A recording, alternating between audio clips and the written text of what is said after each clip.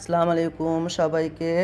সকালে নাস্তার জন্য ডিম পরোটা বানাবো। বয়মে হাত দেখি আটা নেই। তো এই তো আটা নামিয়ে আটাটা কেটে বয়মে রাখলাম। এখন একটু ময়ান বানিয়ে নেব পরোটার জন্য। সাথে একটা ডিম দিলাম, একটু কুসুম গরম পানি, ইস্টও দিছি। এখন এই তো ময়ানটা আমার হয়ে গেছে, একটু তেল দিয়ে আধা ঘন্টার জন্য রেস্টে রেখে দিব।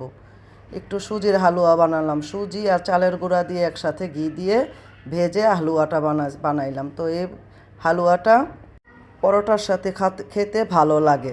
লাল লাল করে পরোটা ভেজে নিলাম। আমরা এখন সবাই একসাথে নাস্তা করে নিব। আজকে নুসরাতও বাসায়, আমি একটু চা খেয়ে নিলাম। নুসরাত হেয়ার প্যাক দিবে, এর জন্য ওকে একটু হেয়ার প্যাক দিয়ে দিলাম। ও অনেক দিন যাবৎ চুলে হেয়ার প্যাক দেয় না। তারপরে বললাম আমি এখন একটু ফার্নিচারগুলো পরিষ্কার করে, ঘরটা পরিষ্কার করে রান্নাঘরে চলে যাব, তুই আজকে মাথাটা ধুয়ে গোসল করে নি। এই তো আজকে রান্নার তেমন কোনো ঝামেলা নেই। কালকের অনেকগুলো তরকারি আছে, আজকে শুধু একটু ভাত রান্না করলাম আর পটলের স্থুলকার ভর্তা বানালাম চিংড়ি মাছ দিয়ে। তো এই তো ভর্তাটা আমার বানানো হয়ে গেছে। এখন একটু ঘরটা পরিষ্কার করে নিলাম।